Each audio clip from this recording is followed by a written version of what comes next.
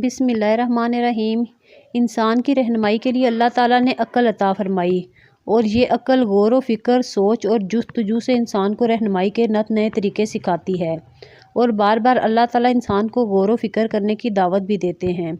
अगर देखा जाए तो दुनिया की तमाम चीज़ें, चाहे बहरी हों या बर्री, जमादाती हो या नबताती, हैवानी हो या जिन्नाती, गर्ज हर चीज़ पर गौर किया जाए तो जवाब आता है कि ये सब चीज़ें हज़रत इंसान के लिए पैदा की गई हैं। मुख्तलिफ़ कैफियतों और हालतों से बदलती हुई ये चीज़ें बिल वास्ता या बिला वास्ता इंसान ही के लिए मसहर की गई हैं और ये कारखाना कुदरत अज़ल से चला आ रहा है और अब तक इंसान को नफ़ा ही देता रहेगा। गर्ज अल्लाह ताला ने इन तमाम चीज़ों को इंसान के लिए कुर्बान कर दिया है। तो अब सवाल ये है कि क्या इंसान भी अपने पैदा करने वाले रब के लिए कोई कुर्बानी दे सकता है? इसी को कुरान मजीद बड़े प्यारे अंदाज में मुखातिब होकर इंसान से ये सवाल करता है। तर्जमा: ए इंसान, तुझे किस चीज़ ने धोखे में डाला है? इस रब करीम के बारे में जिसने तुम्हें पैदा किया है और एक अच्छी शक्ल सूरत में ढाल दिया है। इंसान को चाहिए कि वो गौर व फिक्र करे कि मेरा अल्लाह ताला के साथ कैसा ताल्लुक़ है। जो रब मुझे हर वक्त रिस्क अता करता है, जो मेरी ज़रूरियात का कफ़ील है, जो ज़मीन व आसमान, दिन रात, सूरज और चाँद के निज़ामों को मेरे लिए मसहर करता है, इस रब के साथ मैंने कितनी वफ़ादारी दिखाई है। हमें अपना एहतसाब करना चाहिए, अपने अपने गिरबानों में झांकना चाहिए, दिल की हालत को सामने रखना चाहिए। दिली कैफियत को जांचने को सूफिया की इस्लाह में मुराकबा कहते हैं और यही मुराकबा इंसान को तौबा सिखाता है और तौबा का दरवाज़ा हर वक्त खुला रहता है। चनाचा कुरान मजीद में बार बार तौबा की तरगीब दी गई है और फरमाया गया है। तर्जमा: ए ईमान वालो, आ जाओ तौबा की तरफ और सच्चे दिल से तौबा कर लो।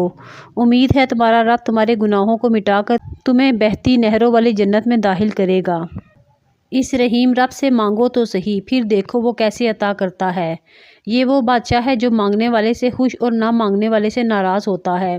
तारीख़ में ज़रा इस वाक़ये को भी पढ़िए, जब हज़रत हसन बसरी रहमतुल्लाह के ज़माने का एक नौजवान अपने बाप की छोड़ी हुई बहुत बड़ी दौलत में नाज़ा होकर शबाब व कबाब की मस्ती में मुब्तला अपने वक्त का बहुत बड़ा जानी और चोर था। इसकी अय्याशी, मस्ती, जुल्म और बर्बरियत, शहूद पसंदी, चोरी और डाका के किस्से ज़बान ज़द आम थे, मगर इसकी माँ एक बहुत ही नेक अल्लाह वाली खातून थी।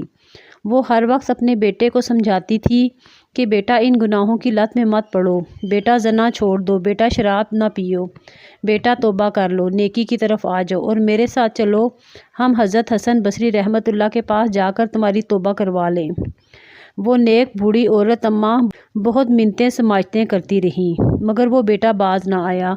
ज़माना गुज़रता गया, आखिरकार बेटा एक अनोखे मर्ज़ में मुब्तला हो गया और मौत व हयात की कशमकश में आ गया। जब उसे अपनी मौत सामने नज़र आने लगी और जाने का वक्त यकीनी तौर पर करीब आ गया, अब उसे एहसास हुआ और नदामत हुई।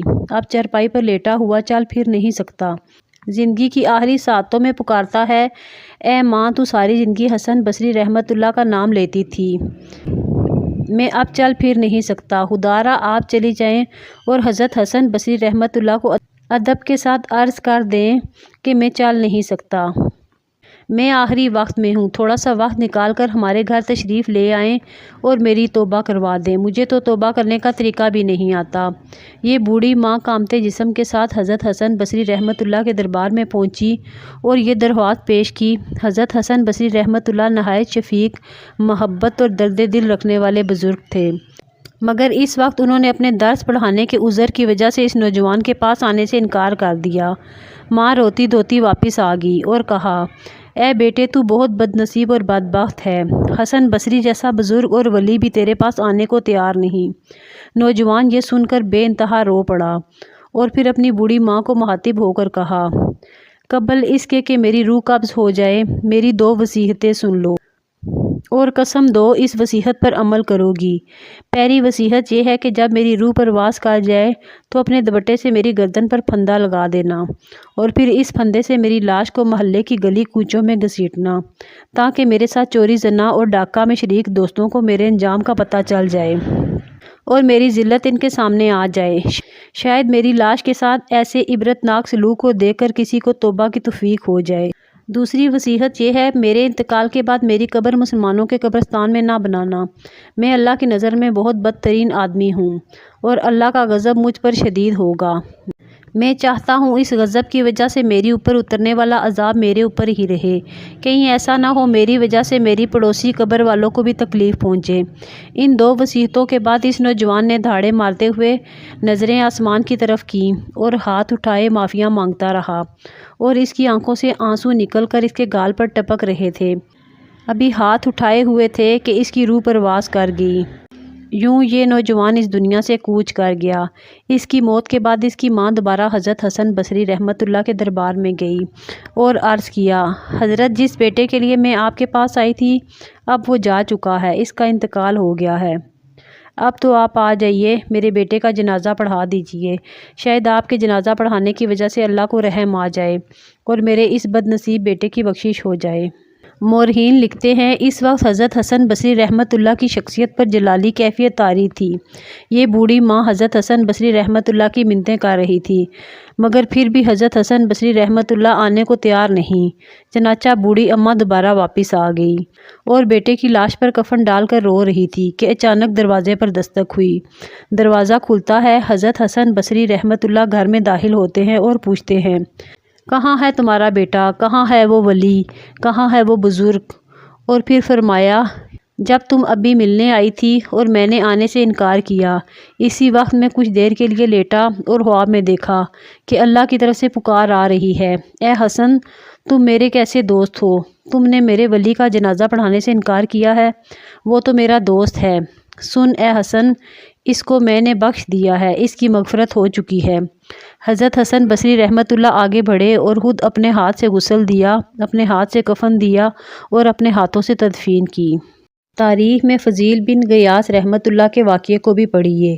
یہ اپنے وقت کے بہت بڑے ڈاکو تھے اور ان کے بارے میں یہ بات مشہور تھی کہ مائیں اپنے بچوں کو فضیل کے نام سے ڈرایا کرتی تھیں کہ سو جاؤ ورنہ فضیل آ جائے گا۔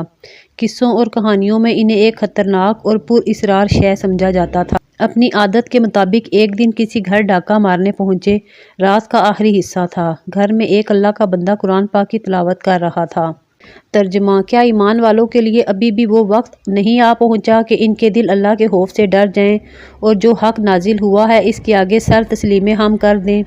کان میں اس آیت کا پڑنا ہی تھا کہ بس اسی لمحے دل کی کایا پلٹی، ڈاکہ چھوڑا اور زوردار آواز سے کہا۔ ترجمہ: ہاں اے میرے رب، اب وہ وقت آ ہی گیا ہے۔ اسی وقت سچی توبہ کی اور پھر یہی فضیل آہستہ آہستہ تقویٰ اور پرہیزگاری میں آگے بڑھتے رہے اور بہت بڑے ولی بن کر دنیا کے سامنے آئے۔